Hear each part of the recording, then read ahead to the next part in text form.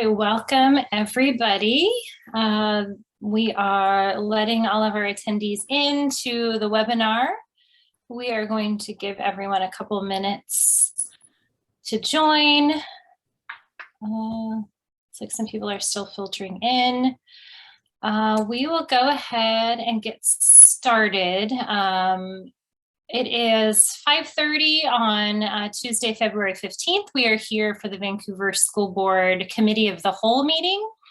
Our Committee of the Whole meetings, we go over items that are going to be coming up on our future board meetings for action, but tonight we're not taking any action. We're just discussing items, getting questions answered, and talking about those things.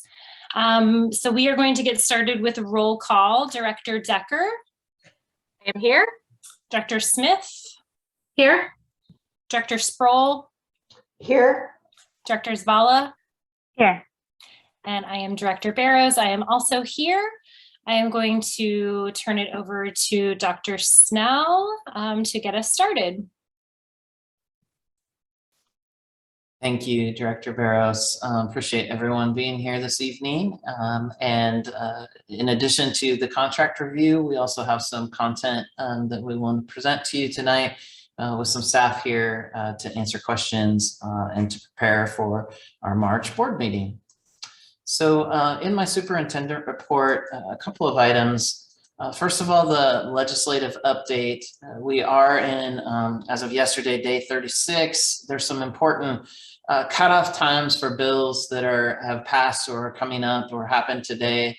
And then tomorrow is supposed to be the updated revenue forecast. And that typically is the last revenue forecast prior to the budget development. And so we'll see a lot of work around that, hopefully in the coming weeks. March 10th is the official date, end of the session. So hard to believe that that's rapidly approaching. And as I've mentioned last meeting, there hasn't been any indication of an extension on the session. So we should know a lot about a lot of bills in the next few weeks that have potential impacts to us. And I've just highlighted a few that have progressed and where they're at.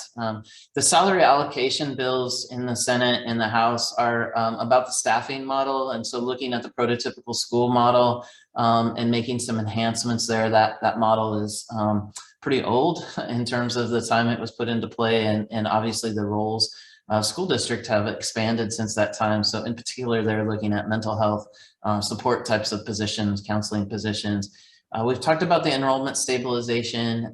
Those are two companion bills as well that have moved or are on the floor. And then the pupil transportation one is looking at another archaic system for funding transportation. And Brett has actually been instrumental in our region of providing data for the legislature to look at. So we appreciate his leadership with that.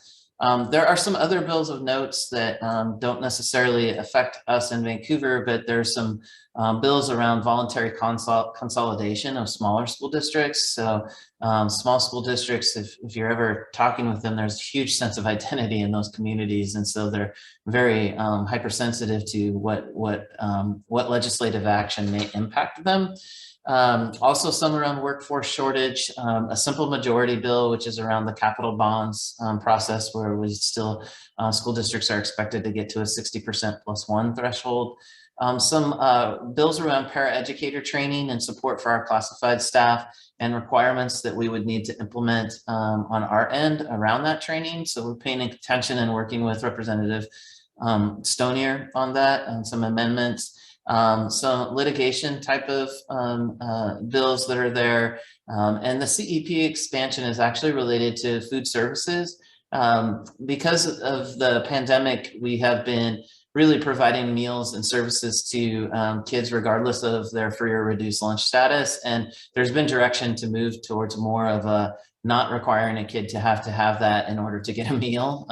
But our systems are so built on free or reduced lunch status and allocations and title funding and things like that, that they're having to work through some of that, like what would that look like in the future? So of course, there's probably 1,000 bills that are either, somewhere in a state of being alive or dead. And then as I've learned, that anytime a bill even can be dead, but then come back into the budget part of the process. And so just making you aware of where it's at. And we are staying connected with our local legislators, and we will get calls from them to ask us our perspective on things or ask us to do a little research. And so we appreciate and value those relationships. The next part is the pandemic planning and response. We actually are seeing some good news on our case rates, a pretty dramatic drop this last week, and all indications seem that we will continue to kind of come down this steep curve. You know, this data is updated every Wednesday on Clark County's public health site. So kind of we're looking back to last week. And also the governor came out last week and said that he would be making an announcement this week regarding mandates and our mitigation strategies and potentially looking at the mask requirement. I heard just got a notification that Thursday at 2 is when the press conference is scheduled. Don't really know what he's going to share. I know that there's a lot of anxiety, anxiousness, wanting to know like what's next. We want to know as well. I know that throughout this, you as a board have been steady in trying to make sure that we're connected to public health and monitoring what their recommendations are and what their requirements are, and following along accordingly. So Thursday could be a pretty big day for us. You know, it's not, even if it's that the mask mandate is gone, there's a lot of levels to that in terms of like, does that mean for all aspects of our organization? Is it students? Is it staff? What about people who are, you know, just all these different layers that we'll need to work through? What does that mean for contact tracing? What does that mean for test to stay programs? And so kind of unraveling some of the mitigation strategies will be complex. And what I've learned through this process is that every stage of this is usually complex, and people have different perspectives about where and when and how fast. And so really just try to listen to where those concerns are and try to work with people and support them within the space that's that we're allowed to, I guess. So I think we're heading to another phase of whatever this looks like. And so as soon as we get that information, we will update you. And then of course we have a study session next Tuesday as an opportunity to brief you as well. So planning on that.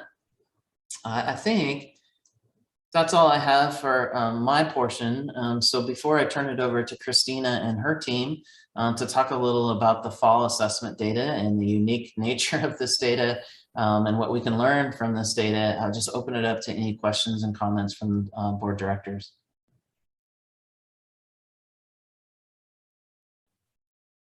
So, Dr. Snell, you said that even if a bill from the legislative agenda, even if a bill looks dead, as does the simple majority bill, there is a chance that they would bring it back. Do you think that that's likely, or do you think that that one's dead?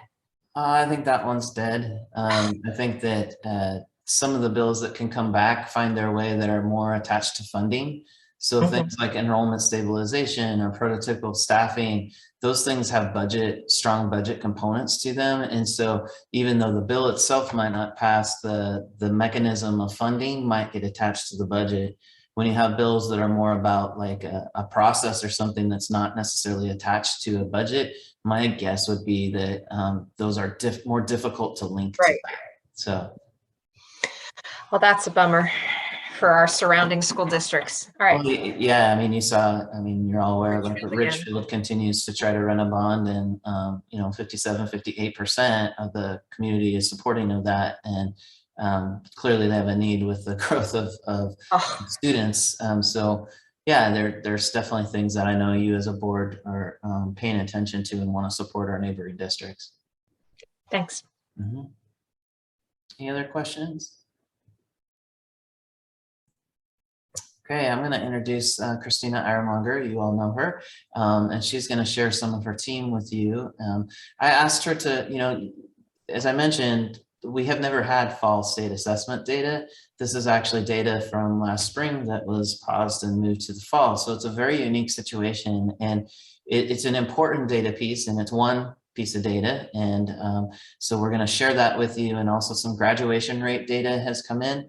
And so I want to give you that high level perspective. And then as you approved an equity policy last week, we need to understand as a board, what kinds of data do you want to see moving forward? So, and with all of these in our study sessions or committee of the whole, we welcome questions and comments and also feedback on the kind of data that you want to see in the future. You know, probably not able to go down a rabbit hole of one particular indicator tonight, but we really want to understand what's going to help you as a director do your job and make good decisions and be informed by data. So with that, Christina, would you like me to drive the slides and stop share and let you share? No, okay, you would go ahead and drive the slides, and we'll just go to that first slide and I'll talk from there. So thank you for this opportunity, Dr. Snell and members of the board. I do have members of the data team here, and you'll see the lead on this particular pieces of information was Jeffrey, with his critical thought partner was Anne, and Lindsay Malem, our director, is also here if you have questions about the information that you see. I'm going to set a little bit of context about this particular set of SBAC results or state results and our WACAS, which is our science assessment. We have not had a spring assessment since 2019. So it's been a while since we did this assessment. And the state decided that instead of last spring, when we were still working through COVID, that they would postpone the assessment until the fall. So if we go to the next slide, you'll actually see that the assessments, so for example, fourth grader actually took third grade ELA and third grade math. A fifth grader took standards related to fourth grade in ELA and math, and so forth and so on. So this assessment was really used as a test, a sampling of what students, where students were at coming out of COVID and out of hybrid and the remote learning. And so the state has really talked about not using this to make any judgments per se, but it's really just a brief check-in about how students were doing coming out of last year. And it's an estimate of the performance levels that our students have. And so to kind of share the changes that happened to the tests, for example, the SBA math, it removed any performance tasks that were that students would normally see, and it only used computer adaptive questions. So if a student answered a question right, they would go to a different level question than if they answered it wrong. And they scored about 20 to 25 questions that were multiple choice or multiple select in that particular test. So a very truncated version of math on limited standards for math. For ELA, they did the same thing. They took out the performance writing task and they took out any constructive responses. So our students didn't have an opportunity to share their thinking through writing, but they did use the computer adaptive test portions. So there were about 20 to 25 machine scored items that were around literary and informational text and associated reading items, and some listening stimuli and associated items with that as well.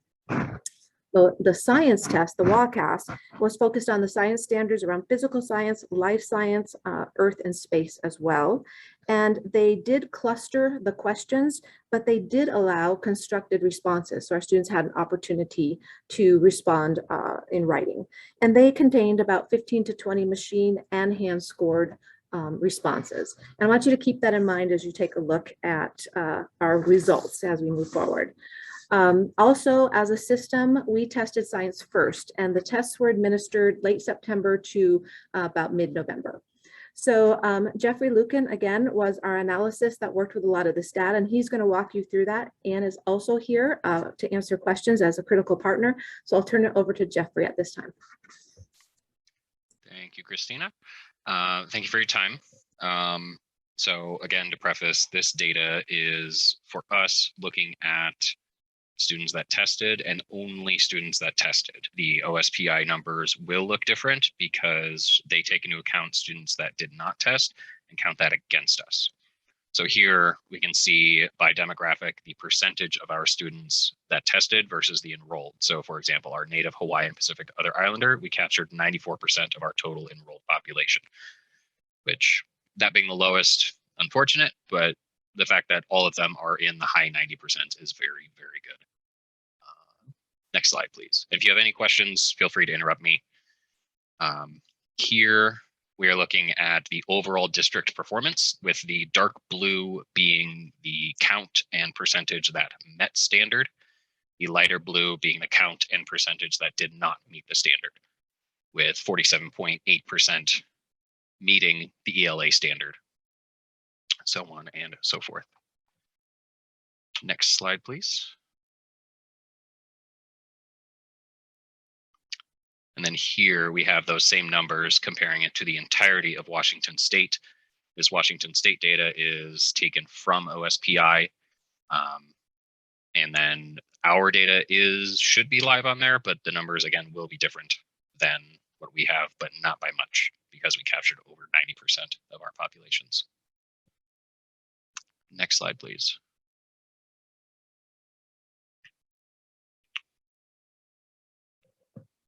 Okay, here going top to bottom, first, second, and third row, I suppose, is the ELA math and science broken down by demographic, the counts, and then the percentage of that demographic that passed.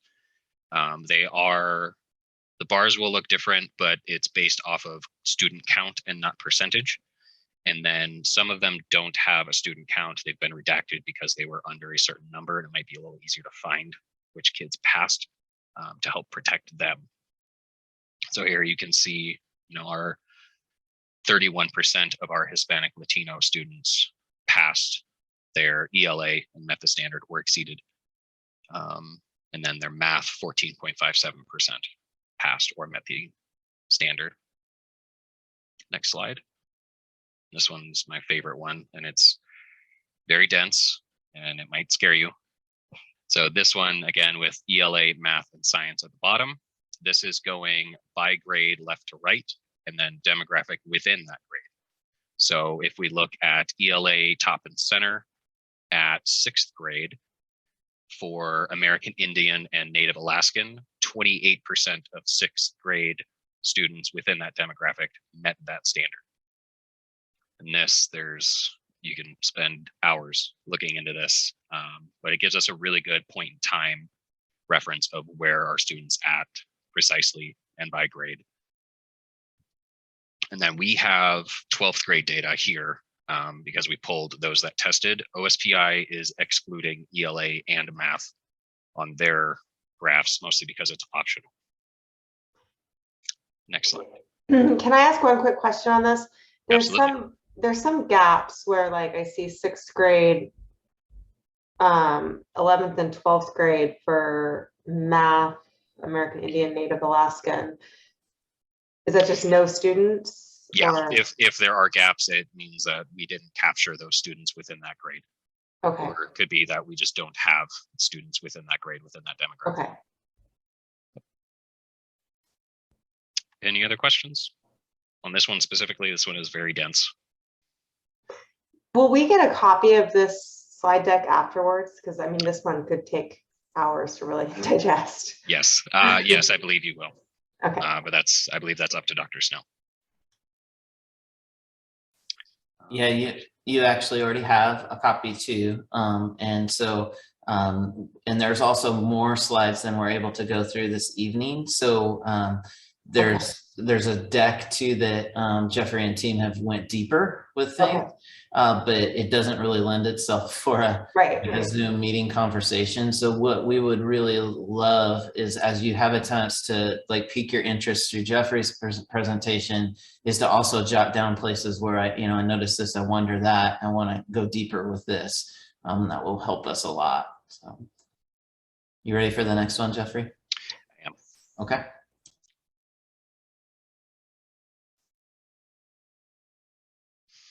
Okay, so this is verbiage directly from OSPI explaining the 1920 and 1921 school years where we did not test. And we are not supposed to take this scoring to reference any trend rates. This is just a point in time look to see where our students are at as far as test scores compared to, everybody's going to compare it. But this is just to see where we're at right now, and we can utilize this going forward.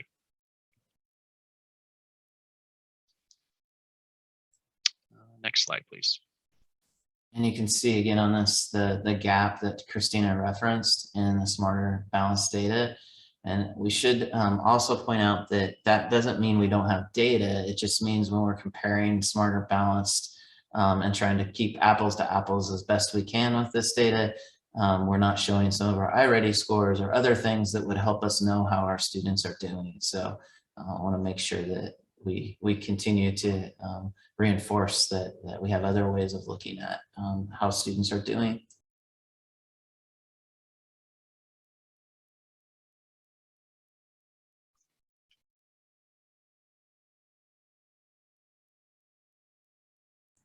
So here we just have a couple of questions about data is intriguing because it creates a lot of what ifs, or we need to know more about this. And so this is a snapshot of what we've put together based on these fall assessment results.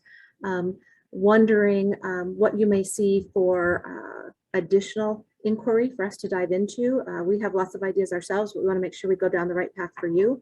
And then if there are any policy implications, particularly around equity, that you might see or might be able to think about that we can support through data. So we're looking at that. And I echo what Jeff has said, that there are many points of information around student learning, including classroom assessments and observations. And all of those things create a portfolio around what students are learning. So this is really that snapshot in time that OSPI talks about. And as you are sharing, I'm happy to go back to the slides, to the data, because we know that we walked you through that pretty quickly, and it may be the first time you saw that. And so if you want a point of reference, just let me know and I'll get it back to that slide. Can I jump in and ask a quick question? The slides, and maybe you can go back and look. Do we have any data included for like students who are identified as receiving free and reduced lunch, or English language learners, or students with disabilities? It doesn't look like we have any of that data on these slides. Are they included in the larger slide deck? I believe so. Those are that we're looking at that a little bit differently in the larger slide deck, but those are definitely things we can break down, even by grade, like this slide here, and put by program as well. That is in there. And if it's not, then the team has the capability to link those programs to the students, and then we can look closer to see how our ELL population is doing. I think that would be useful if it's not in there, if we could get that data. Yeah. Thank you. And on the OSPI report card, they do have that program view, which is what you're describing, Wendy, versus the demographic view. And so this is the demographic view, and that program view is available. So I'm happy to get that. The data you receive, I know what the OSPI interface, is it possible to layer? So sometimes you can look at both program and demographic data. So we can just, I think drilling down to see kind of what the layers are that are most significantly impacting our students would be helpful. Yeah, we can look at, so kind of like 4th grade American Indian, and then students within that demographic by program. Mm-hmm. Oh yeah, absolutely. And also, for instance,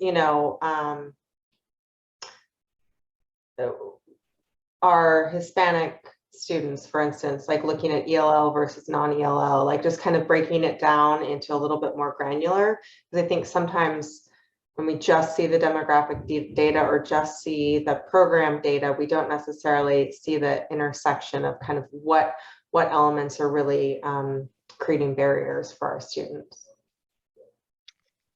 Yeah, absolutely. Yeah, we can pull all that data out and pull it, make it presentable.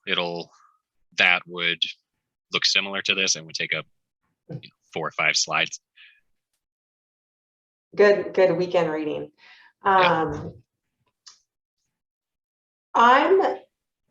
This has me really intrigued now to kind of dive into fall and winter iReady to understand our own assessments, and particularly kind of student growth. I always feel like that's a really good metric to kind of understand it sounds like this test is different than what has been assessed in the past, and then it's done not even for the current grade level and after this weird school year. So it's hard to really kind of put much stock in this, but it does make me really curious if we could kind of juxtapose this with some iReady growth data. And I realize that takes some time to do. It just, Kyle, that is exactly where this team wants to go. We just want to make sure we're going down the right path for you. They want to dig deep. And so I know they're up for the challenge, and they can actually create dashboards that can help you dive as well into that. So they're live dashboards with this data in the background, and you can drill in as deep as you want. So we'll start putting those together for you and make sure we add those pieces that you've already mentioned. so one other thing, I know that in some of my site visits, especially because of the pandemic, a lot of our schools have faced a lot of mobility, some high transition in students and enrollment. And one of the principals was sharing with me just kind of tracking the cohorts that have been enrolled at that school year from year. And so just being able to kind of really see what that percent changes, you know, from 19, 20, 21. And I thought that was a really, that was a good point for me, just in understanding and looking at the students in the system that have been consistently in the system, for instance. Do we have the ability to do that with SBAC, like in terms of following like kind of cohort style data? Yeah, and that's in that larger data set Okay. that'll be available. There is trend data in there going Okay. back 7 years. Okay. And that's overall by school. That's getting pretty granular, but that'll add another couple hours onto this meeting. The other thing, and these are great questions, Kyle, is to think about what, you know, with the equity policy, we talked about 4 times of looking at a dive into student learning. And so what level do you want to look at with that, right? Is it maybe there's a high level like this at the beginning of the year and then a deep dive 2, 3, 4 times? And so we really just keep talking about the kinds of things that you all would like to see. And then we can start to think about how can the data inform the goals that you set? And then how can we monitor the progress on those goals with decisions that we're making in the district and instructional support and all that woven together. Well, I know my colleagues know this is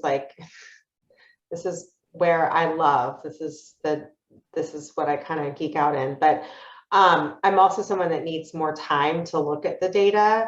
So I don't know, I mean, I can definitely keep track of some questions that, you know, I'll think about this over the next week, but I don't want to waste any more time of my questions tonight.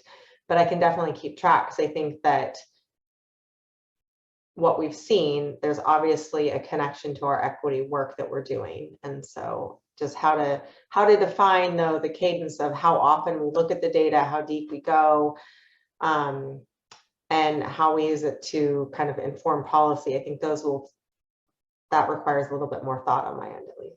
And we do have another data set to show you tonight too. So we want to make sure if there's still discussion about this to have that. And then if you're ready to move on to another data set, we can do that too.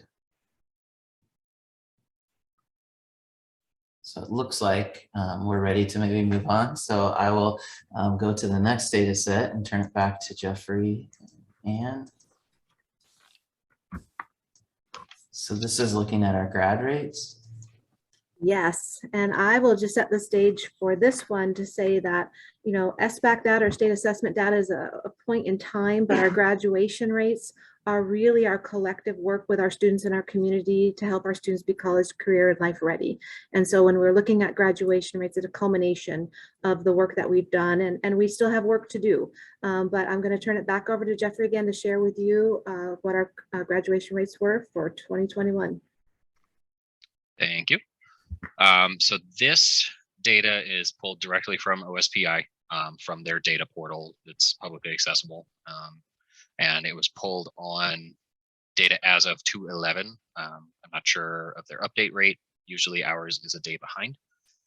But this is looking at our district on the right there in the dark orange, and then our 10 comparator districts, showing 4, 5, and 6-year cohorts. 4-year being they started 9th grade and graduated 12th grade. 5-year being they should have graduated in 2021.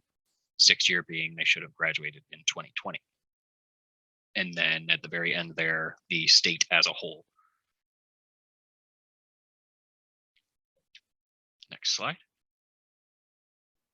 And this is looking at our high schools, again, by 4, 5, and 6-year cohort, 4 being the dark blue there, showing the percentage per school that graduated as well as counts. So at Columbia River, starting 9th graders that graduated at 12th grade was 237 of 266. And next slide. Jeffrey, could you just talk a little about the Flex Lewis and Clark row, because that's a conversation that we had, and board directors may be wondering about that. Yeah, Flex is, to my understanding, a application-based magnet school. So it's not one that students would flow into just by based off of where they live. The other 4 are, so they have to apply to get in there, which that's kind of my extent on it. Lindsay and Christina might have a little bit more. Well, I'm thinking more too about why do we have Lewis and Clark High School listed in the data set that's pulled, and so maybe Christina can speak to that, because this is almost a way of grouping some of our kids. Yes, this was looking at any of those schools that had 4 years of students versus like VSAA or ITech, 6 years, or Open Doors, where the students may go back to their home school to graduate. So we did include Flex. Its official name at OSPI is still Lewis and Clark High School, but called Flex for just the purpose of looking at those programs that have those schools that have a 4-year cohort. It's difficult to kind of pull all those together, and so we can go deeper with those too at some level if you're interested in wanting to know at certain programs what's happening there. But for this purpose, wanted to give you a broad brushstroke across the district. So you mentioned Open Doors. So if a student went to Open Doors but came back to River and graduated, they're included in this data. Yes. Yeah, Okay. If they went to Open Doors, were sent back to River to graduate, they are counted in River. Okay.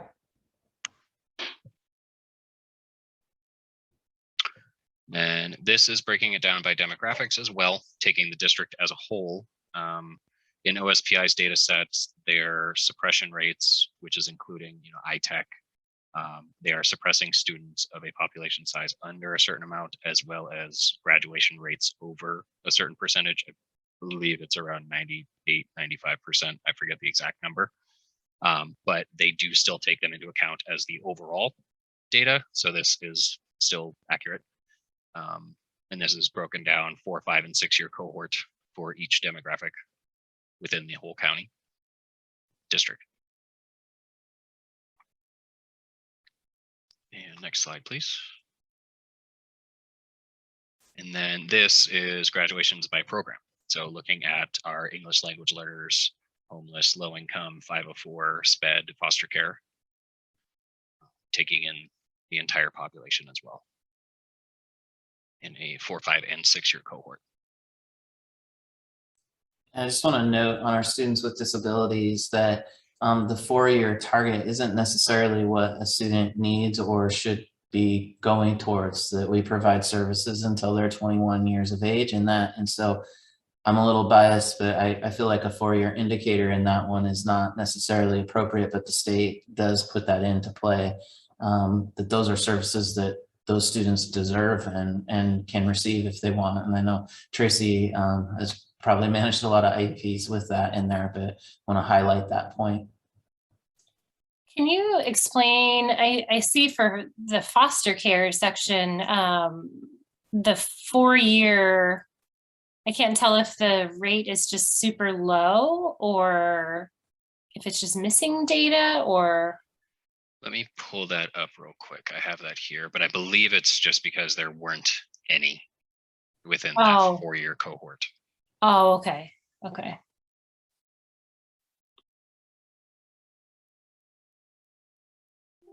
I think it's a little difficult to really dive into this data without knowing what the numbers are for each of these groupings. Like it's 76.92% of 5 kids in foster care, 10 kids in foster care, 100 kids in foster care. You know, what's the number that this is a percentage of? So We'll get that added for you, Kathy, and get that sent back out. great, thanks. I think that's really important because whether at 99% or 76.92%, like each of these are kids, and we want each kid to be able to graduate. And so as we drill down into this, trying to understand their story, the qualitative side of this one indicator, an important one, as Christina said, kind of the culminating experience of our district.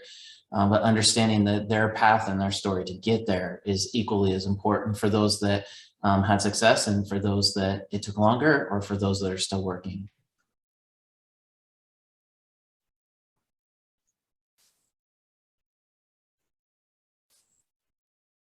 So the next slides, there's actually pulled out of some projections and trends and using some analytics to look ahead, and super great data work. I spent the morning with the data team last Thursday, maybe, or Friday. It's awesome. We have a really diverse group of people with really cool experiences and backgrounds that have led them here. I think Christina has built a team that sees things from different points of view, which is awesome. And so as you drill down deeper into this, we'll have a doc in the weekly update that you can add any questions to that will help our team plan for the next dives. But I just really appreciate Ann, Jeffrey, Christina, thank you for being on here this evening, and then just open it up to any other questions from the directors. And I can pull back slides if you want to refer to anything again. I'm gonna just second what Kyle said earlier.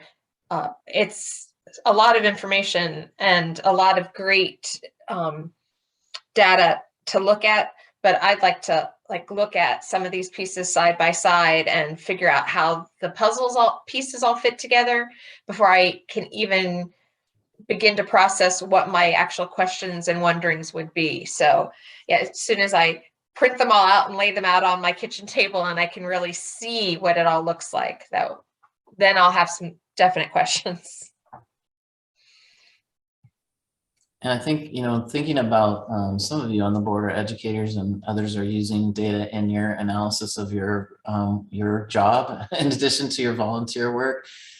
Thinking about the kind of data at the board level that will help you with the decisions that you need to make around prioritizing resources or program development or curriculum, all those things. So it's a different layer of data than we're informing our practitioners in the classroom with, right? And so we need to dial that in. And as Christina mentioned, we are getting more and more data rich and able to share that in different ways. But we want you to have the information that you need to. You have an awesome responsibility to try to take all this information and to try to make decisions on the district's behalf. So our job is to get you the information that you need to help you feel better about the decisions you're making. Ask a quick question. I guess I don't know if thered be a way to know this, but how does our current policy, not just in equity, but in all other policies, I guess, I don't know if like it'd be a way to like earmark how it affects certain data, like what data affects our policy, I guess vice versa. Does that make sense? Because I guess I mean, there's so much policy that we have that I guess I would just like to have a better idea when I see the data, what policy it kind of goes to, or what policy, I don't know if I'm making any sense, but I guess I feel like I'm still learning through all of this. And so I would like to have a better idea, because I guess the question is, how can we better the policy? So I guess I would like to know what the current policy, what is affecting the data. Well, a great example of that would be EL services.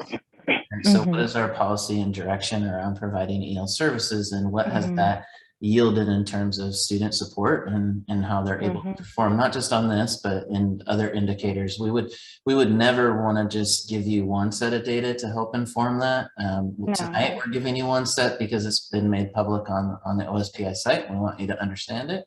But we could start to link, this is the service model that we currently have, and this is the performance, and we're going to try to do this, and we're going to monitor performance. And so those kinds of cycles are what our PLC teams, our collaborative teams at the classroom level are trying to do, and we can scale that up to a board level.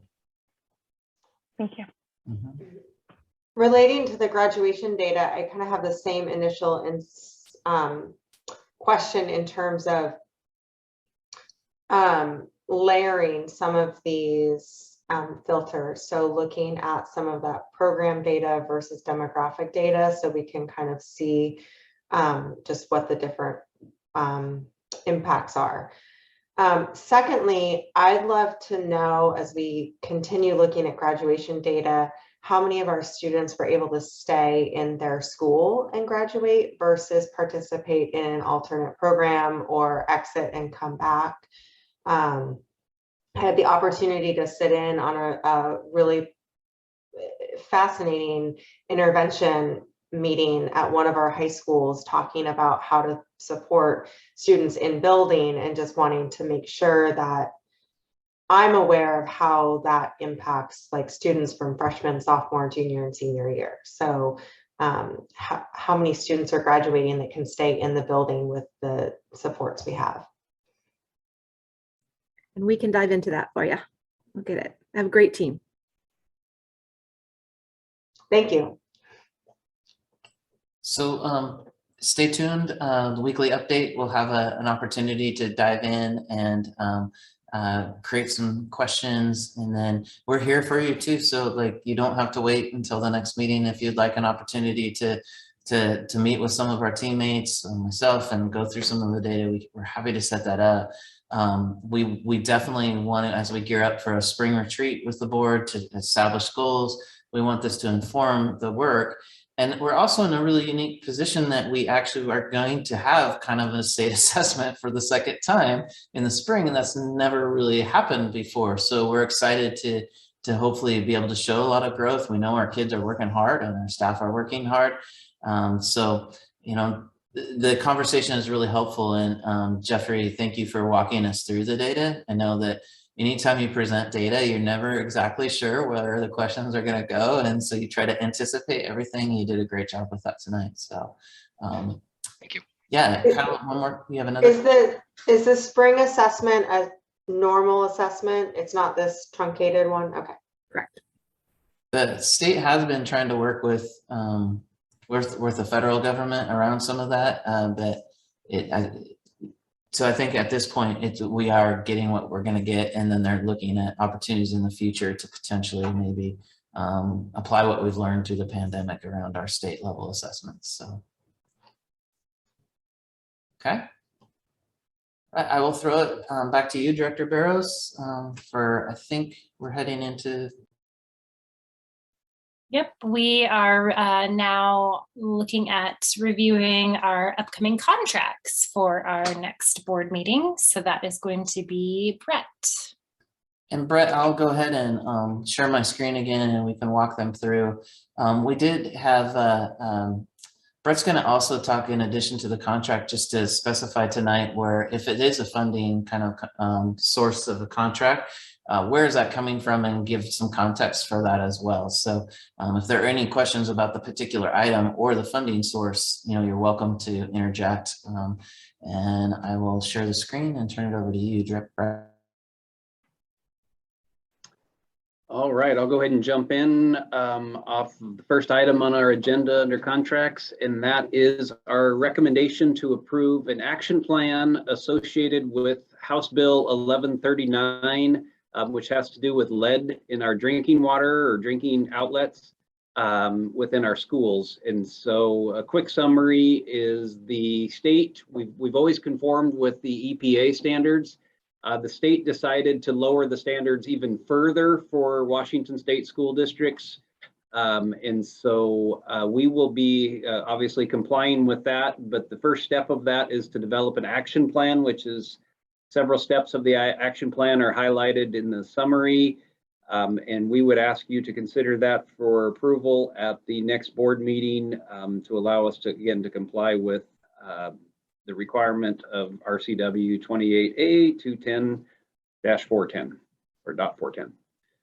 Questions on the lead in the water outlets compliance process? Just a note, when Brett says lower the standard, like it's actually raising the bar, right? Like, so it's not that we're allowing more lead in the water or anything. It's actually going to a higher standard of cleanliness, I guess you would say. That was going to be my question, is if the standard was lowered or if like the number of lead allowed is lower. Yeah, parts per million. Yeah, mine too. Yeah. Wait a Thank minute. you for that clarification. Yeah, no, and Kathy, you're absolutely right, except it's actually parts per billion. The new standard is 5 parts per billion within the water. So yeah, it's exceptionally clean and an exceptionally high bar, but it's a lower metric that they're making us comply to reach that higher standard of cleanliness, I guess. Thank you for that clarification. Any other questions on the action plan as required under this RCW? All right, we'll move on to the next 3 items are all accepting of projects that have been completed. And so we'll walk through them quickly and certainly offer the opportunity for questions after we summarize all 3 of them. The first one was originally bid number 2019-019 for Philida Elementary Classroom Edition. That work has been completed to our satisfaction by 2KG Contractors, Inc. The final amount was $3,050,511.41 plus Washington State sales tax. That was funded out of our capital projects fund, which is really synonymous with our bond passage, as you all know. The second item was also funded through the capital projects bond fund. This was purchase agreement number 2020-006 for HVAC improvements at Hazeldale Elementary, Houck Elementary, and Philida Elementary. We had awarded that bid and purchase contract to Wildan Abacus, and the final cost of all of that work at all those schools was $6,338,096.55 plus Washington State sales tax. And then the third item that we're recommending that you accept as completed was bid number 2021-038. That was for improvements to the family consumer science classrooms at Columbia River High School. The bid was awarded to Fosberg Enterprises, LLC, and the amount was $50,708.72 plus Washington State sales tax. And as a contrast to the first 2 items, this was actually funded out of our general fund through a dedicated stream of revenue for career and technical education. So any questions on any of those 3 completed projects? Right, on the bond funded items 2 and 3, so those are, because they're a part of the bond, those are approved through the bond, and our discretion on how to spend that money is limited, right, to the projects and the scope that was approved. Correct. There was a bond resolution that was approved by the board at the onset of the program before the ballot measure was even put on the was put before the voters, and the board had to specify exactly the scope of projects that would be taken on. And then with the CTE, the leadership of CTE determined this was a need, and so used their budget capacity to invest in this capital improvement. Correct. And again, as I think most of us know, that's a dedicated or categorical stream of revenue that can't be repurposed for broader district initiatives. It's got to be focused on the career and technical education programming. Thank you, Brett. You're welcome. All right, our next item is our recommendation to approve purchase agreement 2022-001. I think we might have bought some, or already asked you to approve some equipment purchases, but this is exciting as we launch into the Ruth Bader Ginsburg Elementary project with greater additions to that project. This one is for ITS equipment and licensing, which will allow the both wired and wireless infrastructure to proceed as the construction is rapidly moving along there. We can get those items installed and operational. This is an interesting one in that it's exciting that we are able to apply for E-rate funding, which is really a federal program administered by the Federal Communications Commission. And it's based on our free and reduced meal rates. One of the things that I think was addressed earlier with some legislative attention to those application processes for community eligibility or not. This would be an example of the more applications we have completed, the greater funding we have through this particular program. In this case, we anticipate funding at 80% through the E-rate program. And then the other 20% would be funded through our bond fund, which is obviously constructing or paying for most of the construction costs of the Ruth Bader Ginsburg Elementary. So again, our recommendation is to approve the purchase of this IT equipment from CDW-G is the vendor at the cost of $93,698.17. That would be the full amount of the purchase agreement we would have with them, but we would know that we would be funded for up to $74,958.54 of that through the E-rate program. A lot to digest there. Any questions on getting RBG wired?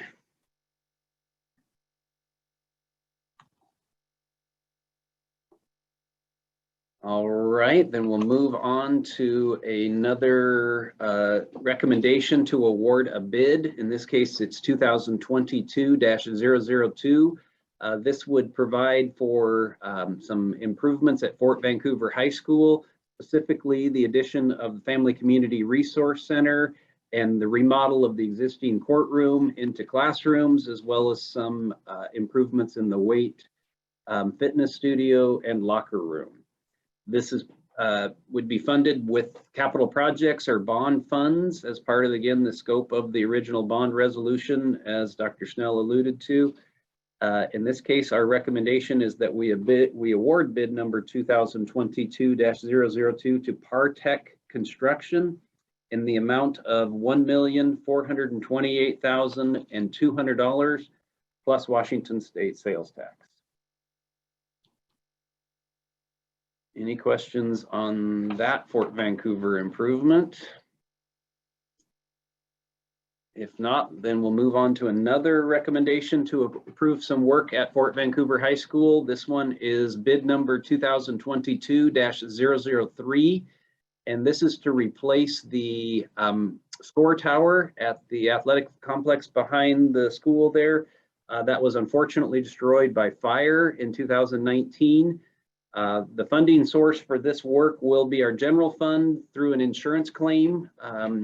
We have full fire insurance on all of the district property, which this is included. So we will receive the funding for a like replacement of the original score tower through the insurance program. The recommendation to move forward would be to approve bid number 2022-003 to Slate Co. LLC, and the amount would be $265,000 plus Washington State sales tax. Questions on the replacement score tower at Fort?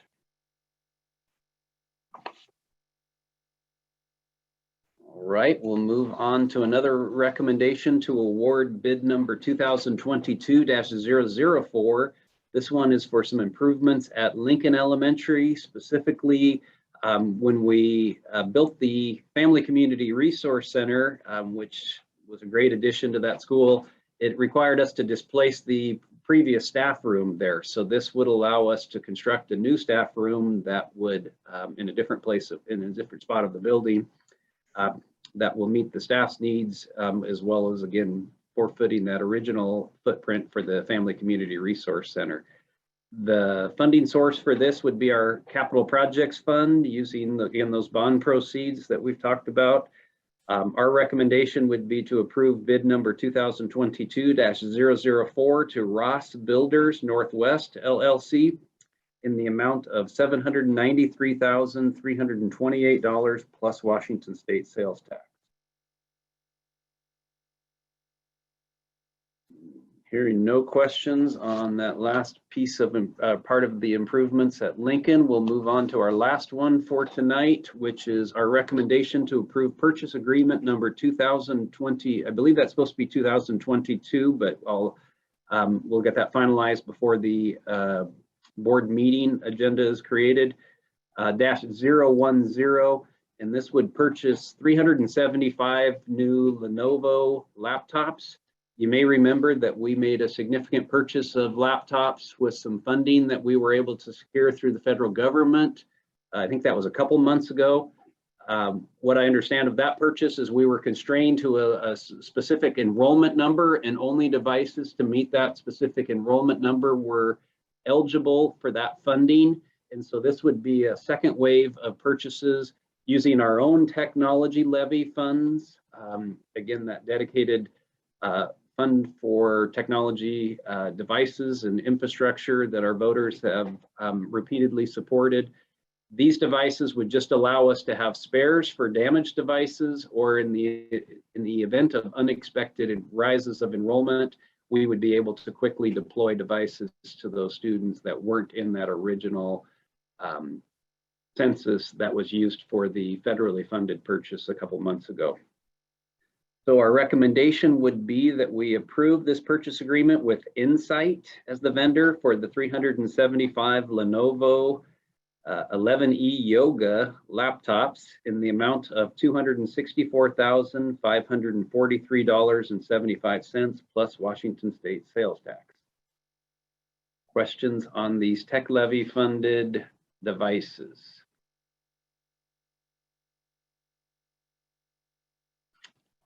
All right, thank you very much. All right, and now we are going to move into the policy section of some upcoming board meeting items. And I believe this will be Marilee. Yes, thank you and good evening. We have two policies on the agenda for your review.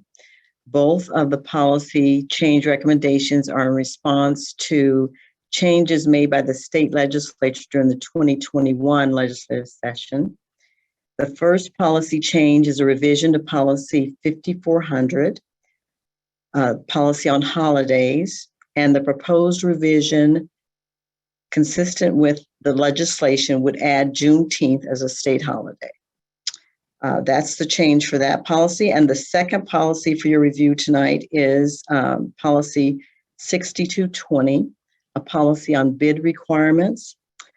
And this policy has three components to the change. One is there are revisions that outline the price analysis that will be used for procurements. There's some clarifications to the interlocal cooperative agreement process. And finally, the final policy change in policy 6220 is outlining the provisions for self-certification of the bid process. Those are the policies revisions or proposed revisions for your review. Are there any questions?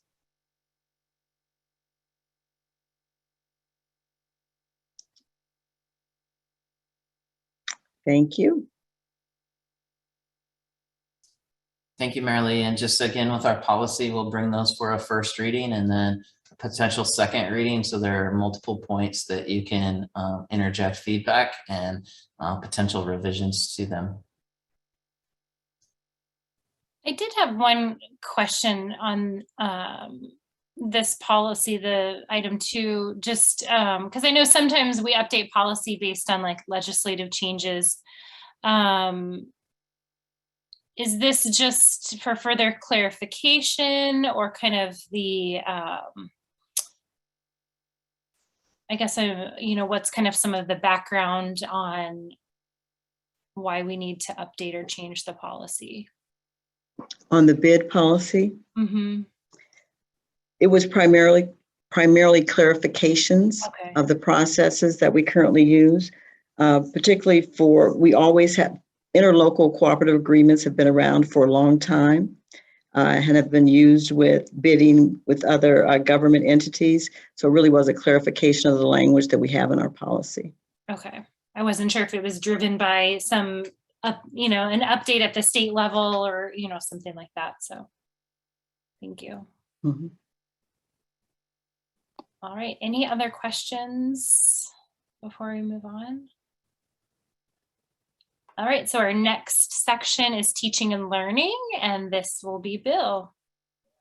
Yeah, good afternoon or good evening, directors. It's great to see everyone. So just moving into the teaching and learning section, there are 4 resources up for approval that have gone through our IMC.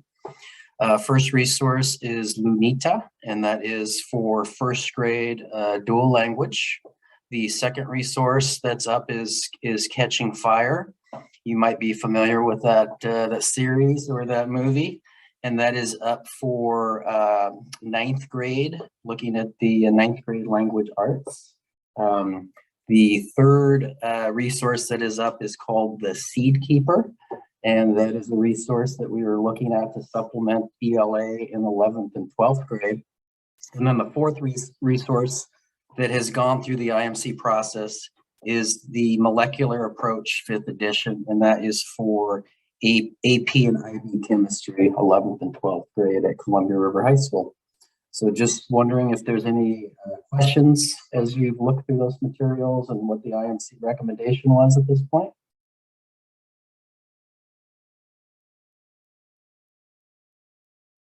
All right, hearing none. There's one course proposal, a new course proposal that is coming to you at the next board meeting. And it is at Skyview High School, and it is through the marketing department and for students that are accessing the IQ credit union there for an elective credit. We have run a similar course in the past. This course is just will be accessed by a few more students than were previously allowed to access. And so we're looking at Skyview running this through our CTE department, and if all goes well, we would like to expand that to the other high schools as well. Are there any questions about that course?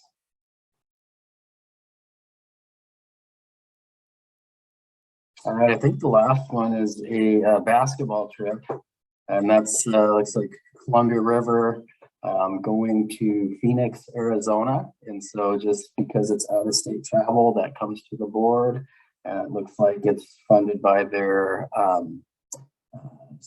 by their boosters.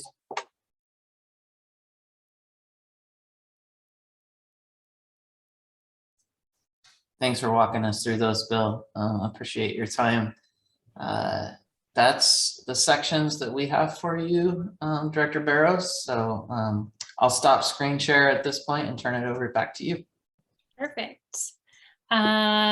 With that, I do not believe there's anything left on our agenda unless any of the board directors have anything to report or any further questions about items for the next board meeting. Just as a reminder for our community that might be tuning in, next week on the 22nd at 5:30, we have a board study session where we kind of take a deeper dive into some topics of interest to us. That will be Zoom. It is a public meeting, so any of our community members are welcome to tune in. With that, I believe there's nothing else. So it is 6:35 p.m. and we are adjourned. Thank you.